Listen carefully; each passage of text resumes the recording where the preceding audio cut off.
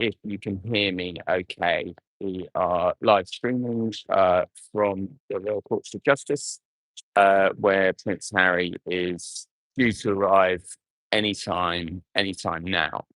So we're just standing by, really waiting. There's a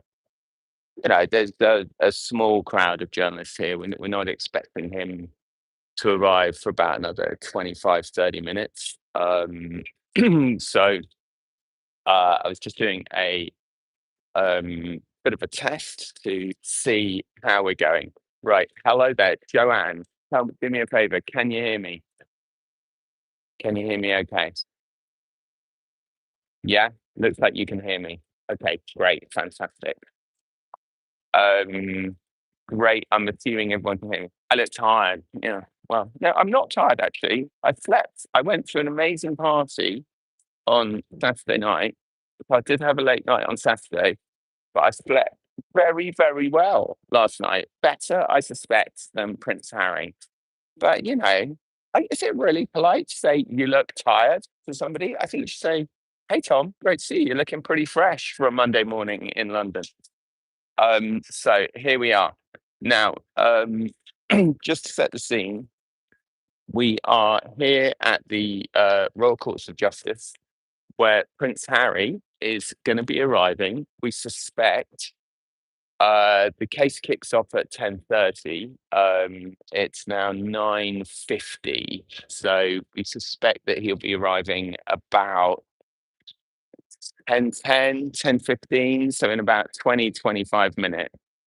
That's okay. HMRC1 says, "I didn't mean to be rude. I know you're only kidding, and I'm only kidding too." Right. So let's see if I can be very clever. I might be able to flip this camera around and show you the scene here. Okay. So these are now. It's interesting because I was staying with a friend, and then I cycled over here this morning, and it's interesting from where I was in West London. You literally cycle through the heart of sort of royal London, the establishment that he hates. You come through Green Park, through Canada Gate, past Buckingham Palace, up Constitution Hill, up the Mall. That bright pink road that you'll see on all the sort of ceremonial days. And you come here, and here you are. And not to put too fine a point on it, you know, these are, as you can see here, these are, you know, the Royal Courts of Justice.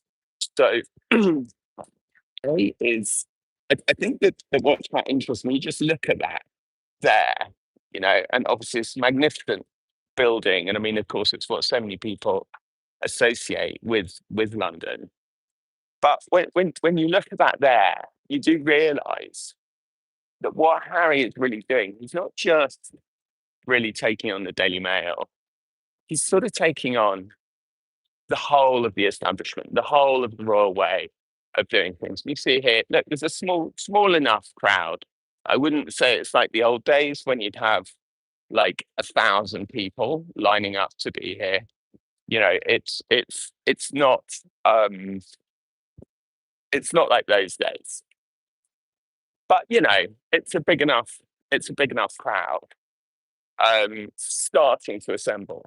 Um I'd say pretty much all the journalists who are planning to be here will already be here by now. But so what? There's 50, 50 journalists, something like that. But let's get on to what's actually going to happen today. So we are expecting Harry to arrive at about 10:15, in about 20, 25 minutes, something like that. I'm just going to get out of the rain, if you'll excuse me.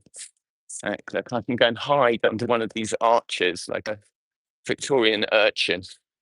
Now, if I'm lucky, because I've done a bit of court reporting in the past, if I'm really lucky, I know I haven't got my brolly or my hat. Devastating. If I'm really lucky, Harry will come up here because this is a one-way road that leads up to that comes off sort of Holborn. It's not Holborn. I can't remember what it is, but it comes off there, and then this is the Strand, and then the Royal Courts of Justice. So if we're lucky, if I'm lucky, he'll come down here. If I'm unlucky, he'll come the other way, and I'll have to run round. Um, so yeah, okay. Somebody asking if his stalker is waiting here to greet him. Haven't seen her yet. We all know what she looks like, and she's not here.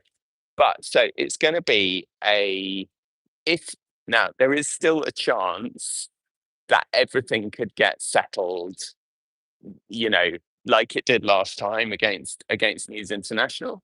Everything got settled within the first hour or two of the court opening, and nothing happened. And of course, great news for the defendants and the claimants and justice being served and all that. Huge disappointment for all the journalists hoping to cover the story and hoping to get all the exciting news and all the exciting stories. um, so, but we're not actually expecting this to settle, and we are expecting this to go. Well, I say we, like I'm part of. I am expecting this to go all the way, and the reason I am expecting this to go to court today and to go to trial today is because Harry's a maniac, and wants to spend £35 million taking the Daily Mail to court to talk about something that happened literally 15 years ago in some cases. They've gone to great lengths to sort of make the case legitimate. So there's been allegations that they've used this publication called Byline Times to sort of repeat the allegations within the 6-year time frame, because otherwise there's a 6-year cutoff where you're not allowed to bring your case. And so Harry has gone to great lengths. Harry and and also the other thing is, right, there's a bunch of co-defendants. So it's not just like one person can say, oh, I've had enough, I'm out, I'm settling. It's like everybody has to agree. And the other claimants, as is well known, are Elizabeth Hurley, a sort of key member of Hacked Off, this campaign group, which has campaigned against press intrusion into the private lives of celebrities. There is Elton John and his husband, David Furnish. There is a rumor that they were originally the clients of David Sherborne, who's the kind of celebrity barrister at the core of all this. We might see him arrive in a minute. He's an eye-catching fellow. And then there's Sadie Frost, Jude Law's ex, I think. And there is Baroness Lawrence, Doreen Lawrence. So Doreen Lawrence is one of the most important figures in the whole thing because she elevates it from being basically a bunch of celebrities saying, hey, our privacy got invaded, and everybody going, well, yeah, but you have got like PR firms who promote you and, try and get you in the papers. Like that is actually a job. To a very, very well respected figure. So Baroness Lawrence, Doreen Lawrence, as she was known, she is the mother of Stephen Lawrence, a young black boy who was tragically is the wrong word. He was horrifically and violently murdered, but in a racist murder by a gang of white attackers in the 1990s. And funny enough, I was working at the Evening Standard at the time, and the Evening Standard was published by the same group as the Mail. And the Mail did a very basically there was a lot of evidence against this gang, and but the court service didn't have enough to bring them to trial, and the Mail did something incredible, and they put the photographs of these five, I think there were five of them, these five white attackers on the front of the Daily Mail with the headline, "Murderers, if we are lying, let them sue us." And it was a pivotal moment. It led to a huge inquiry into the Metropolitan Police. It led to really and I remember it working on it, and it was a feeling of relief that somebody had done this, a feeling of optimism that it was an amazing moment, and she was the most amazing kind of spokesperson for the whole thing. But one of the things that I remember distinctly about it was everybody going, "Well, why have the Mail decided to go into bat for the Lawrence family?" And the answer, of course, was one of those classic kind of twists of fate, that Stephen's father was a plumber and he worked for a senior executive at the Mail and had told him the whole story over several years of working on this guy's house. So it was an extraordinary story, and there was a very close link between the Lawrences and the Mail, right? They regarded them as their great allies in this extraordinary case. So when Doreen Lawrence was approached by the David Sherborne team, saying was approached by the David Sherborne team, saying that they had evidence gathered by these three private investigators and phone hackers called Graham Johnson is one of them. The other names will come back to me. I have to excuse Gavin Burrows and Jonathan Rees. Those are the three private investigators and phone hackers who basically set about. Now, Graham Johnson was actually jailed for phone hacking. So, but then when he came out, he set about rebranding himself as a great sort of warrior for truth and justice, and that he was going to expose all the malfeasance at the British tabloids. And Johnson, Rees, and Burrows, between them, provided this extraordinary document that claimed that the Mail had put tracking devices in cars belonging to the claimants, that they'd put listening devices in the cars, and specifically claimed an extraordinary claim that they had put a listening device in a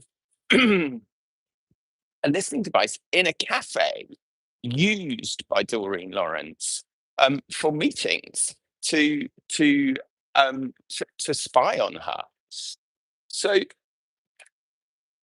Doreen Lawrence was then persuaded to join the action, which was already underway with Elton, and Elton apparently got Harry involved.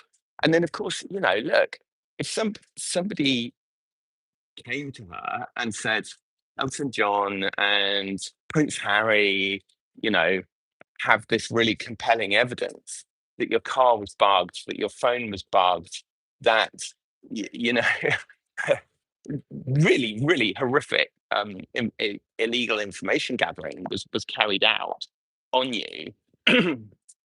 Well, not entirely surprisingly, she decided to join the action. Now, what then happened is that in October last year, Gavin Burrows, who'd been recruited by Jonathan Rees and Graham Johnson, I think he was recruited by Jonathan Rees, sorry, and was put on a retainer of £5,000 a month to turn up information, basically to write a statement.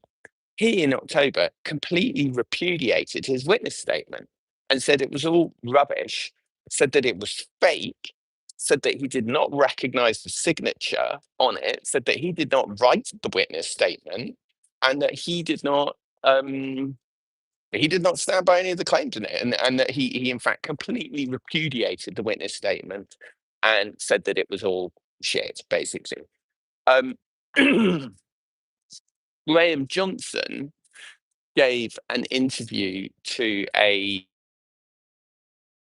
program called Dispatches in about December, in which he said that he thought that he said, oh, they something like the claimants are going to have to look again at Doreen Lawrence's evidence, basically casting doubt on his own evidence that he had provided.